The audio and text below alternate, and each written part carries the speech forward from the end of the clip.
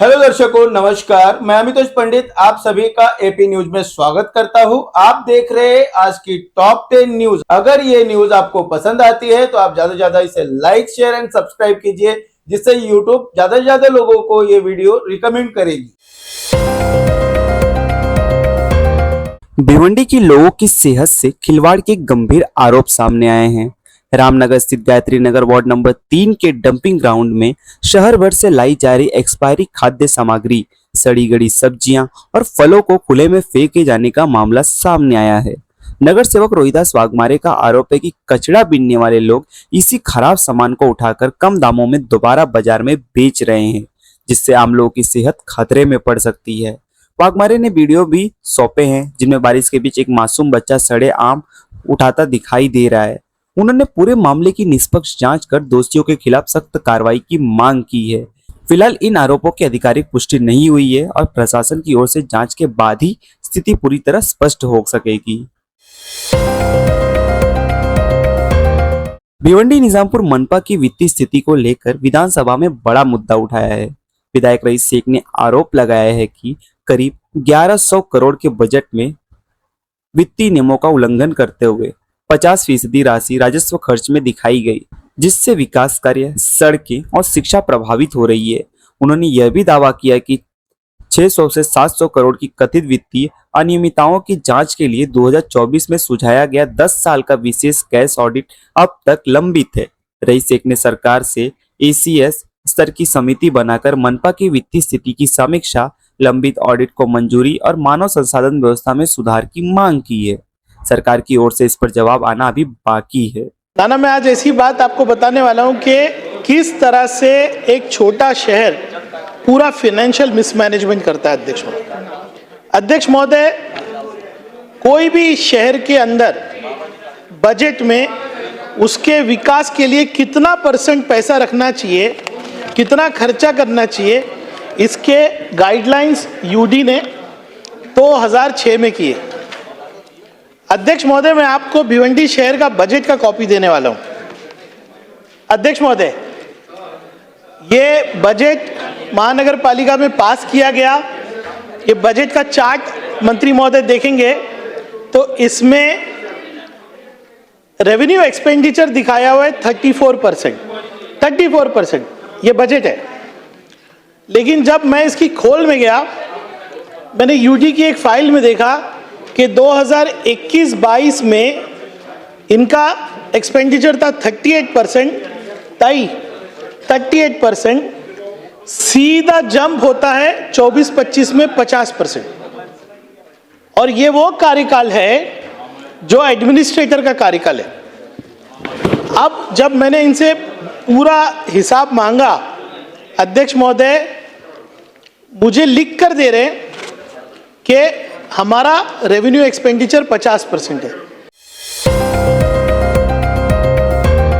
नवी मुंबई अंतर्राष्ट्रीय एयरपोर्ट के नामकरण को लेकर आंदोलन तेज होता नजर आ रहा है।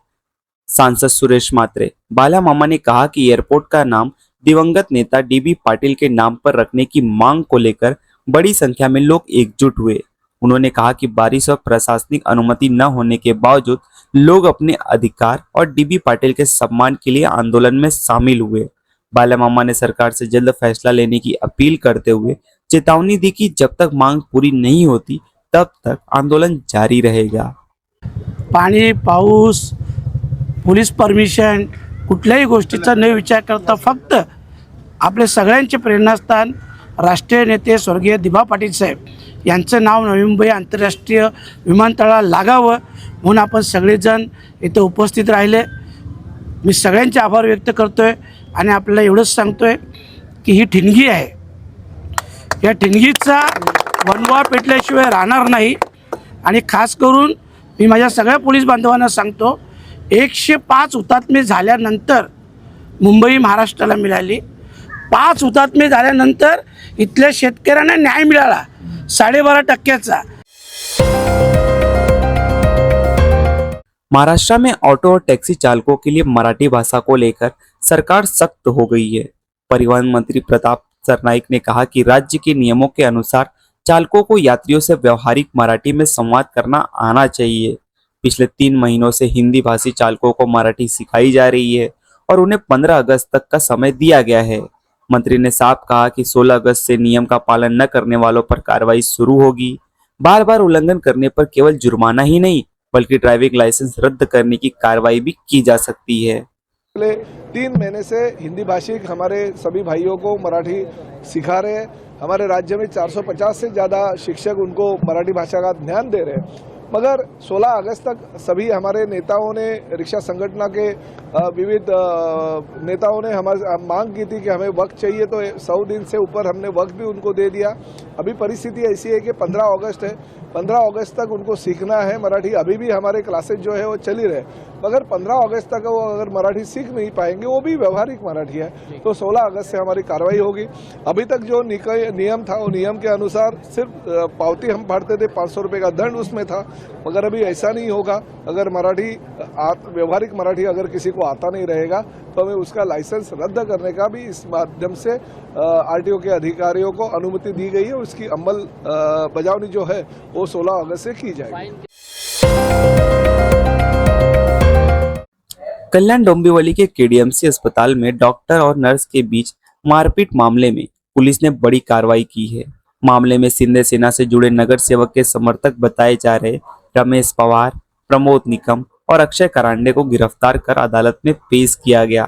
आरोप है कि अस्पताल के भीतर डॉक्टर और नर्स के साथ मारपीट की गई थी, जिसका वीडियो सामने आने के बाद मामला सुर्खियों में आ गया। फिलहाल पुलिस मामले की जांच कर रही है और अदालत की प्रक्रिया जारी है। पुणे के मोसी कचरा डिपो के पास 3 मंजिला इमारत गिरने के बाद राहत और बचाव अभियान युद्ध स्तर पर जारी है। मौके पर PMC, fire brigade, NDRF, PDRF और पुलिस की संयुक्त टीमें मलबे में फंसे लोगों की तलाश में जुटी हुई हैं। बचाव दल स्लैब काटकर अंदर पहुंचने की कोशिश कर रहा है, जबकि जेसीबी और अन्य मशीनों से मलबा हटाया जा रहा है। प्रशासन का कहना है कि रेस्क्यू ऑपरेशन लगातार जारी है और मलबे में फंसे लोगों को सुरक्षित निकालने के लिए हर संभव प्रयास किए जा रहे हैं। कल्याण डोंबिवली के केडीएमसी शास्त्री नगर अस्पताल में डॉक्टर और नर्स से मारपीट के मामले पर राजनीति तेज हो गई है। शिवसेना यूबीटी विधायक आदित्य ठाकरे ने मुख्यमंत्री से आरोपी नगर सेवक के खिलाफ सख्त कार्रवाई की मांग की है। उन्होंने कहा कि आरोपियों को गिरफ्तार कर पद से आरोग्य घोषित किया जाए ताकि ऐसा कृत्य दोबारा कोई न करे। आदित्य ठाकरे ने दावा किया कि अस्पताल में एनआईयू बेड उपलब्ध न होने के कारण गर्भवती महिला को दूसरे अस्पताल भेजने की सलाह दी गई थी। फिलहाल मामले में पुलिस जांच और कानूनी कार्रवाई जारी है। Asked the pregnant lady to shift to a different hospital so that if the premature baby needs an NICU bed, the lady would get that because the NICU beds in this hospital were fully occupied. What was the reason for this escalation? What was the reason for this fight? Now the bigger question is, even if the chief minister wants to arrest this cooperator, even if the chief minister wants to disqualify this cooperator, can he and will he do that? Because his hands are tied, because the central BJP stands with Eknath Minde and not with Devendra Fadnavis. Mumbai में महज 15 minute की तेज बारिश ने BMC की monsoon तैयारियों के दावों को पोल खोल दी है। अंधेरी सबवे पूरी तरह पानी में डूब गया, जिससे वाहनों की लंबी कतारें लग गईं और लोगों को भारी ट्रैफिक जाम का सामना करना पड़ा। इस घटना के बाद प्री मानसून तैयारियां और नाला सफाई के दावों पर एक बार फिर सवाल उठने लगे हैं। हालांकि बीएमसी की ओर से इस मामले पर विस्तृत प्रतिक्रिया का इंतजार है, जबकि बारिश के बीच लोगों की मुश्किलें लगातार बढ़ती नजर आ रही हैं। राजस्थान के अजमेर जिले में देर रात हुई तेज बारिश के बीच बड़ा हादसा हो गया। किशनगढ़ के आजाद नगर हरिजन बस्ती में एक मकान अचानक भरभराकर गिर गया, जिससे मलबे में एक ही परिवार के 3 लोग फंस गए।